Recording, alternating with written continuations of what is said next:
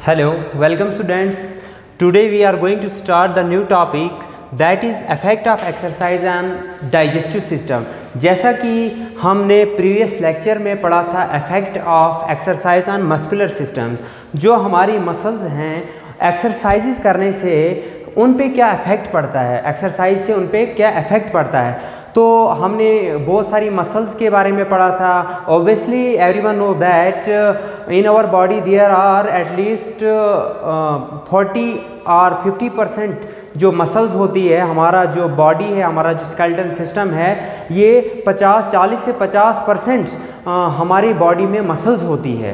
तो बहुत सारी मसल्स होती है, जैसे कि वॉलेंट्री मसल्स हैं, कुछ इनवॉलेंट्री मसल्स हैं, और हमारी जो कार्डिक है, हमारा जो हार्ट है, कार्डिक मसल्स भी हैं जो इनवॉलेंट्री मसल्स होती हैं। तो वॉलेंट्री मसल्स वो मसल्स होती हैं जिन पे एक इंसान, जो एक इंडिविजुअल होता है, अपनी विल से, अपने मतलब उसको पता चलता है कि मेरी इनवॉलेंट्री मसल्स यहाँ पे यहाँ पे वॉलेंट्री मसल्स का यूज़ हो रहा है। तो जो इनवॉलेंट्री मसल्स है, इनवॉलेंट्री मसल्स हमारी एक्सटर्नल ऑर्गन्स जो हैं, एक इंडिविजुअल के जो पार्ट्स हैं, एक्सटर्नल ऑर्गन्स है बॉडी के, उनमें भी मसल्स हैं। आपको पता है विदाउट मसल्स हमारी बॉडी प्रॉपर तरीके से फंक्शन नहीं कर पाती है, चाहे हम एक्सटर्नल ऑर्गन्स की बात करें या इंटरनल ऑर्गन्स की बात करें। तो जो हमारे इंटरनल ऑर्गन्स हैं उनमें मौजूद होती है इनवॉलेंट्री मसल्स। तो जो वो इनवॉलेंट्री मसल्स जो हम फील नहीं कर सकते हैं कि हमारी ये जो इनवॉलेंट्री मसल्स हैं ये काम कर रही है या नहीं कर रही है, जब उनको, जैसे कि इनवॉलेंट्री मसल्स प्रेजेंट होती है हमारे स्टमक में, हमारे इंटेस्टाइन में, हमारे लंग्स में, हमारे हार्ट में, जितने भी इंटरनल ऑर्गन्स हैं एक इंसान के अंदर, जितने भी इंटरनल ऑर्गन्स हैं उनमें इनवॉलेंट्री मसल्स उनमें इनवॉलेंट्री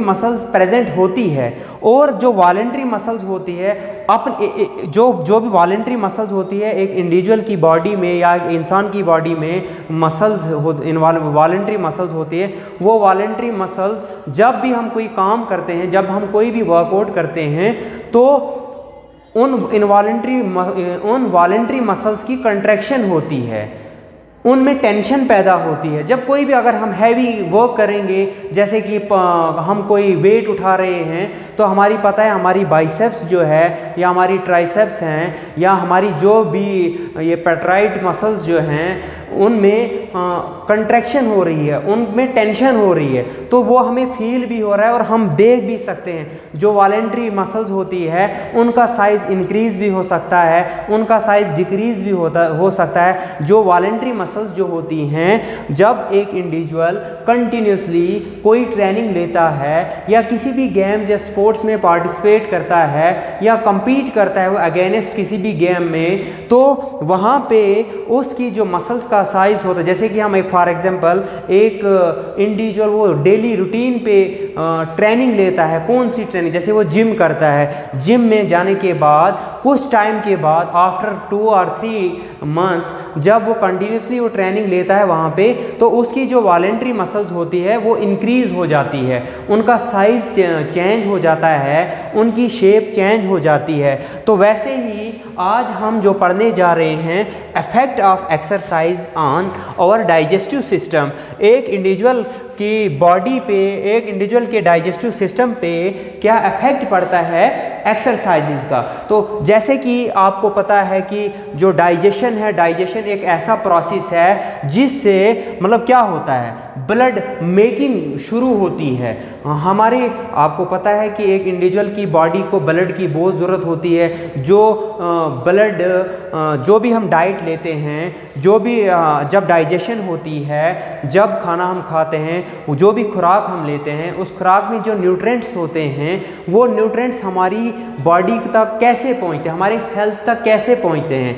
तो जो भी न्यूट्रिएंट्स जिस भी खाने में जो भी न्यूट्रिएंट्स होते हैं, प्रोटीन्स होते हैं, कार्बोहाइड्रेट्स होते हैं, वो थ्रू डाइजेशन ही हमारी बॉडी तक पहुंचते हैं। और जब डाइजेशन होती है उसके बाद ब्लड बनना शुरू हो जाता है हमारी बॉडी में, और वो ऑक्सीजनेटेड ब्लड सप्लाई करता है हमारा हार्ट जो होता है मेन पंपिंग का जो काम करता है, जो हर एक through capillaries, through veins, through arteries, हर एक पार्ट जिस्म के हर एक हिस्से तक वो ब्लड, ऑक्सीजनेटेड ब्लड पहुंचाता है, तो उससे हमारी बॉडी नरिश होती है। तो ये जो डाइजेस्टिव सिस्टम पे एक्सरसाइजेज का क्या इफेक्ट पड़ता है, जैसे कि there are many parts of our body which are working on our digestion.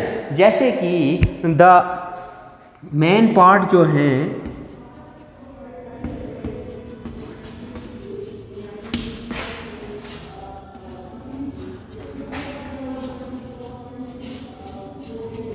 main part of our digestive system is alimentary canal, mouth cavity,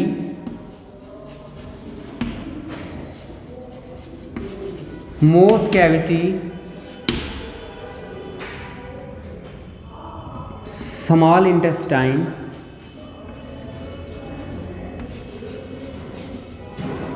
small intestine है, लार्ज इंटेस्टाइन है, उसके बाद स्टोमक जो मेन ऑर्गन है हमारे digestive system का। उसके बाद लार्ज इंटेस्टाइन है, एलिमेंट्री कैनाल है, माउथ कैविटी है, और सलेवरी ग्लैंड है, सलेवरी ग्लैंड। ये सारे जो पार्ट्स हैं हमारी डाइजेस्टिव सिस्टम में एक अहम रोल अदा करती है, खासकर हमारी डाइजेशन में। जब हम कोई भी खाना खाते हैं, जैसे कि हमने कुछ भी खाना है, तो जो हमारा पहला काम होता है, हमारी जो माउथ कैविटी है वो उसको क्रश करती है, ब्रेक डाउन करती है, अच्छे से हम प्रॉपर तरीके से उसको हम च्यूइंग करते हैं। उसके बाद कोई दिक्कत नहीं आती है, हमारी जो एसोफेगस जो है, एसोफेगस के ज़रिए हमारी जो फूड पाइप है उससे के ज़रिए हमारी स्टोमक में पहुंचता है।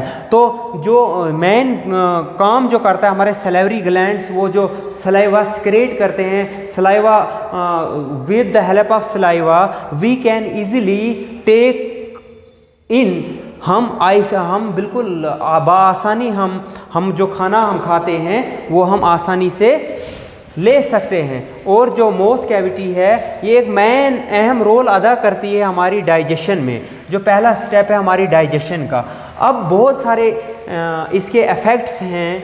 इसके इफ़ेक्ट आपको पता ही है, अगर कोई भी इंडिविजुअल किसी भी एक्सरसाइज में टेक पार्ट लेता है, कोई भी मतलब हिस्सा लेता है, किसी भी गेम्स या स्पोर्ट्स में हिस्सा लेता है, तो हर एक चीज़ का पॉजिटिव इफ़ेक्ट भी होता है। कोई भी चीज़ आप देखिए, कोई भी काम आप कीजिए, अगर आप गेम्स खेलते हो या एक्सरसाइज ही करते हो या किसी भी indoor activities as well as outdoor activities में आप पार्टिसिपेट करते हो, तो उसमें आपकी पार्टिसिपेशन के साथ साथ उस चीज़ का आपकी बॉडी पे नेगेटिव इफ़ेक्ट भी पड़ता है और पॉजिटिव इफ़ेक्ट भी पड़ता है। तो अब जो एक्सरसाइजेज हम जो करते हैं, एक्सरसाइज हम लेते हैं या कोई भी एक्टिविटी करते हैं, चाहे हम स्कूल में कोई एक्टिविटी करें, चाहे हम घर में कोई एक्टिविटी करें, चाहे हम प्लेग्राउंड में कोई एक्टिविटी करें, तो उन एक्टिविटीज़ के करने के साथ साथ उनका नेगेटिव इफ़ेक्ट भी होता है और पॉजिटिव इफ़ेक्ट भी होता है।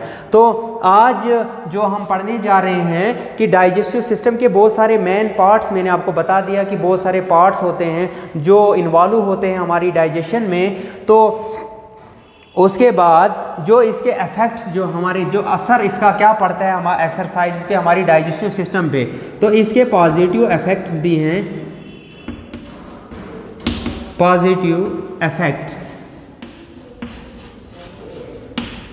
इफ़ेक्ट्स इसके हैं, जैसे कि पॉजिटिव इफ़ेक्ट्स में जो एपिटाइट इंक्रीज होती है।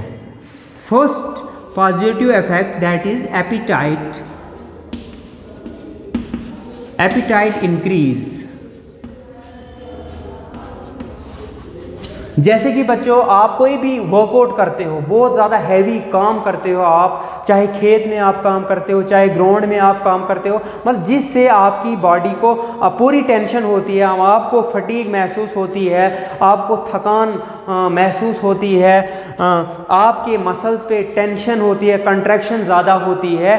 तो जब आप ज़्यादा वर्कआउट करते हो तो उस वर्कआउट करने के साथ साथ क्या होता है, आपका डाइजेशन, आपका जो डाइजेस्टिव सिस्टम है, आपका जो डाइजेस्टिव प्रोसेस जो है वो प्रॉपर तरीके से होता है। आपको अगर कोई भी चीज़ आप लेते हो वो अच्छे तरीके से डाइजेस्ट होती है, और आफ्टर डाइजेशन जो हमारी बॉडी को न्यूट्रिएंट्स चाहिए होते हैं वो न्यूट्रिएंट्स मिल जाते हैं। तो एक्सरसाइजेस करने से क्या होता है, एपिटाइट इंक्रीज, एक इंडिविजुअल की भूख जो है वो बढ़ जाती है। कोई भी आप काम करते हो, अगर आप ज़्यादा वर्कआउट करोगे तो ऑब्वियसली आपकी जो भूख है वो ज़्यादा बढ़ेगी। जब भूख आपकी बढ़ेगी तो भूख बढ़ने के साथ साथ आप फिर खाना भी खाओगे, अच्छे तरीके से खाना खाओगे, तो उससे क्या होता है, आपका जो डाइजेस्टिव सिस्टम है, जो प्रोसेस है डाइजेशन का, वो प्रॉपर तरीके से हो सकता है। ठीक है, तो इसके बाद इसका जो पॉजिटिव इफेक्ट है, रिमूव कॉन्स्टिपेशन।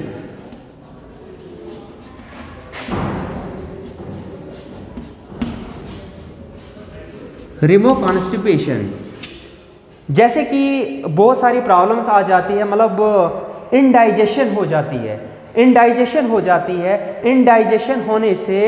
इनडाइजेशन होने से मतलब प्रॉपर तरीके से, मतलब जो बच्चा होता है या इंडिविजुअल होता है या कोई भी इंसान होता है वो प्रॉपर तरीके से नहीं जाता है, टॉयलेट नहीं जा सकता है। तो लेकिन क्या होता है, अगर वो कंटिन्यू देखो आप देख सकते हो आज मॉडर्नाइजेशन का दौर है, साइंटिफिक इन्वेंशंस, नई नई इन्वेंशंस होती है, तो इंसान निर्भर, खासकर मैंने लास्ट प्रीवियस चैप्टर में भी यही कहा था कि अगर हम एंशिएंट टाइम की बात करेंगे तो एंशिएंट टाइम में गेम्स और स्पोर्ट्स को एज ए लेजर सब्जेक्ट लिया जाता था, मतलब फजूल, मतलब जो भी आपके पास फजूल टाइम मिलता है तो आप उसको गेम्स या स्पोर्ट्स में इंक्लूड करो।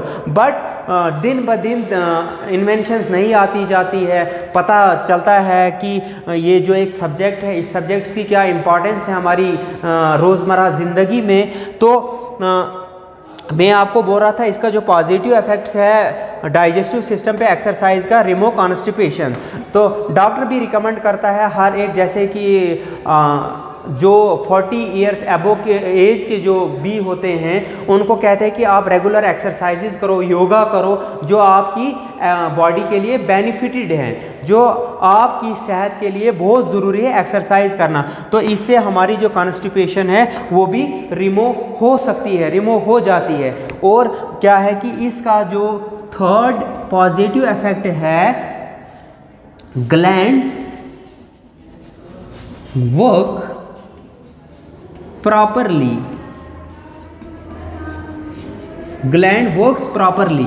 तो जो हमारे ग्लैंड्स है, there are many glands present in our body, just like salivary glands है, पिट्यूटरी ग्लैंड्स है, एंडोक्राइन ग्लैंड्स है, बहुत सारे ग्लैंड्स हैं। तो आपने जो भी साइंस स्टूडेंट्स हैं उन्होंने अपनी बायो साइंस में, लाइफ साइंस में ये ह्यूमन स्केलेटन के बारे में पढ़ चुके हैं ऑलरेडी। तो हम ये डिस्कस कर रहे हैं कि एक्सरसाइजेज से ये जो पॉजिटिव इफेक्ट्स हमारी बॉडी पे पड़ते हैं, इससे पहला जो है एपिटाइट इंक्रीज़ हो जाती है, कॉन्स्टिपेशन रिमूव हो जाती है, ग्लैंड्स जो होते हैं वो प्रॉपर तरीके से वर्क करते हैं। तो increase in the storage of essential element in the body, जो हमारी बॉडी को नर्श करने के लिए ज़रूरी न्यूट्रिएंट्स चाहिए वो भी मेंटेन होती है अगर थ्रू प्रॉपर एक्सरसाइज हम लेते हैं, प्रॉपर एक्सरसाइजेज हम करते हैं। तो इसके नेगेटिव इफेक्ट्स भी हैं। तो सो इंशाल्लाह we will discuss tomorrow on the same topic, that is exercise and digestive system. We will discuss on the negative impacts on our digestive system. So thanks.